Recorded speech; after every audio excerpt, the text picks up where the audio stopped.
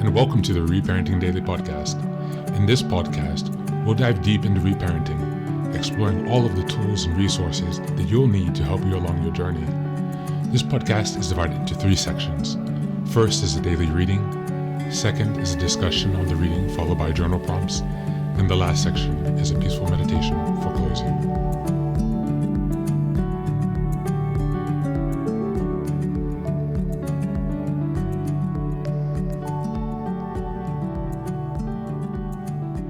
Good morning, good afternoon, and good evening from whenever and wherever you're joining us.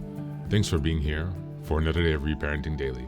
For all those joining in for the first time, if you can go ahead and give us a like, share, subscribe, it would really help us to get some more engagement and to get some 5-star reviews on Apple and Spotify podcast, so we can go ahead and keep the word spreading about this podcast and hopefully continue to reach and help as many people as possible along their reparenting journey. That's one way to support the podcast, of course. Another announcement is that we also have a Patreon community where we meet 3 times a week on Sunday, Tuesday, and Thursday. Sunday is a group meditation, Tuesday is a book club meeting, and Thursday is an open topic discussion where we communicate. You can gain access to these group meetings and so much more by joining the Patreon community. Just go to the website, Reparenting Daily, and check out the community tab.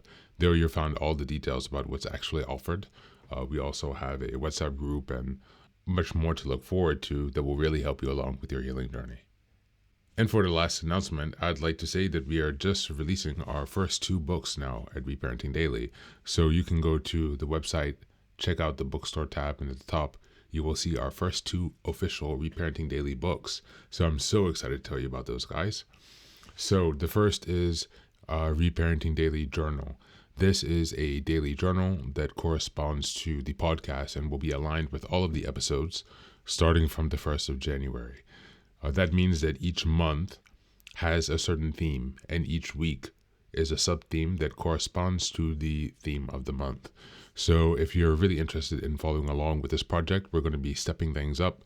Now we're almost half or just over half the way through the year now. So for the second year of the podcast, we're going to be taking it up to a different level, doing some different things to make it more actually interactive and engaging. So I'm really looking forward to that. You can find that on Amazon also if you just search Reparenting Daily Journal. And the second book is a really interesting one that's close to my heart. I've always been a writer since I was younger, and I like to write stories. I also enjoy research and writing research papers. I just really enjoy writing. And so I've created a book which is called Fairy Tales for Reparenting. And these are a collection of stories. And basically, this is volume 1. I'm going to make other volumes as well. But they're a collection of fairy tales that are based on stories that can provide hope and inspiration, encouragement. It's really meant as a way to help you be able to connect with your inner child. So it's a really creative exercise, really for myself to think through these, to have some fun with my imagination.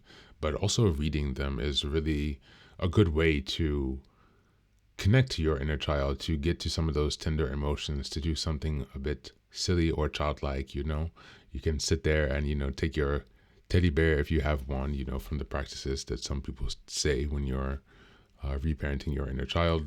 This is something that you can also do to support that journey. It's fun. There are happy stories that will just leave you hopeful and inspired. So let me know what you think of those. You can find both of those on the website, and also check out the Amazon store. They are available on ebook as well as hardback and paperback. And the version volume 2 will be dropping sometime soon. I'm not sure if it's going to be in December or either January, but I'll be sure to let you know.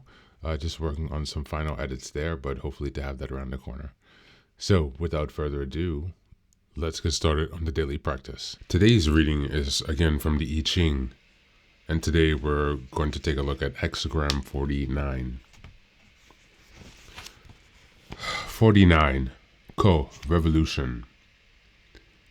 Devotion to truth enables a revolution.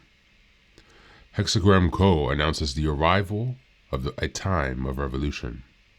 A set of conditions, internal or external or both, is ready to pass away in favor of a more beneficial situation, which enables What enables this transformation in your conscious and vigor adherence to correct thought and behavior. No revolution in outer things is possible without a prior revolution in one's inner way of being. Whatever change you aspire to in your affairs must be preceded by a change in heart, an active deepening and strengthening of your resolve to meet every event with equanimity, detachment, and innocent goodwill. When this spiritual poise is achieved within, magnificent things are possible without. The revolutions of others are enabled also when we refine from fire of goodness and truth inside ourselves. Sincere commitment to higher things travels outwards in powerful waves from the superior person, and all those are affected by this. Indisputably, to lead one's inner self to truth and peace is to lead the outer world to truth and peace.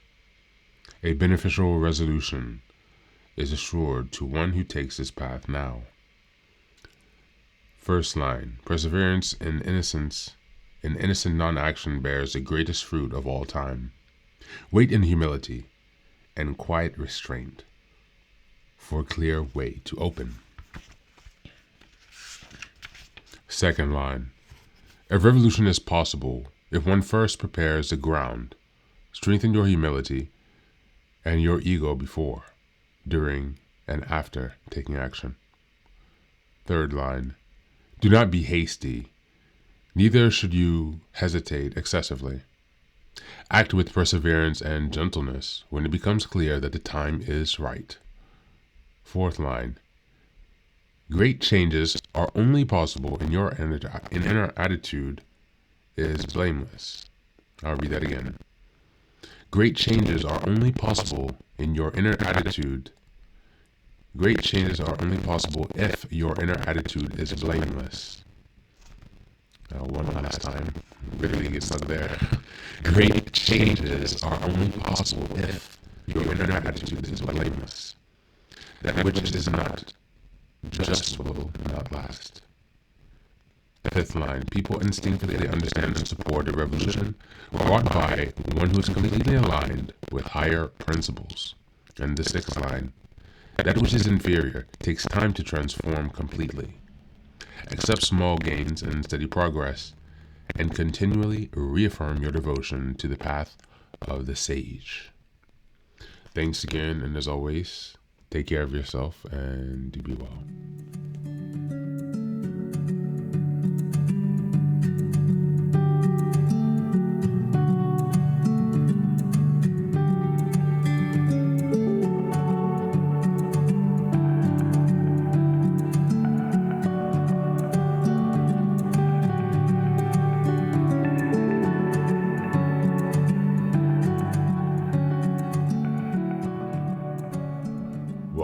Welcome back. As we take a look at hexagram 49, revolution. This revolution signifies profound change, a transformative shift that uproots old patterns to make way for something new.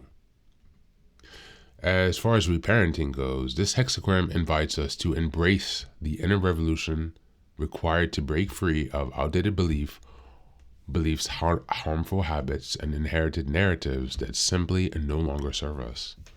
This transformation isn't impulsive. It's deliberate and rooted in self-awareness. This revolution asks us to release the past with purpose and to rebuild a foundation that aligns with our true selves. Revolution and reparenting often means rewriting the stories we've told ourselves about who we are, stepping out of the roles that were imposed on us, and making space for authenticity. It's not an easy process. It requires courage, clarity, and lots of patience. But it is essential for our personal growth. This hexagram reminds us that while life changes may feel disruptive, it is also an act of liberation, of profound liberation, a way to reclaim our entire identity, and to create a life that feels true to our needs and values. as we look towards the journal prompts for today. First, identify patterns of transformation. Reflect on a belief or behavior that feels like it's holding you back. How has this pattern shaped your life? And what would you like your life to look like without it? And what would your life look like without it? Write about one small step you can take today to begin shifting this pattern, even if it's just acknowledging its impact. Number 2, facing the fear of change. Consider a time when you resisted change because it felt too uncertain or disruptive. What was the outcome of staying in that space? Write about the fear or doubts that arise when you think about making a major change in your reparenting journey. How can you meet these fears with compassion? And the last is embracing inner revolution. Imagine a version of yourself that has completely and totally embraced transformation, a self that is free from the constraints of the past. What does this version of you feel, think, and do differently? Write a commitment to yourself to honor the process of change, knowing that it may take time. How you can support yourself. How can you support yourself during this revolutionary shift? That's it for today, and as always, thanks for being here. Take care of yourself and do be well.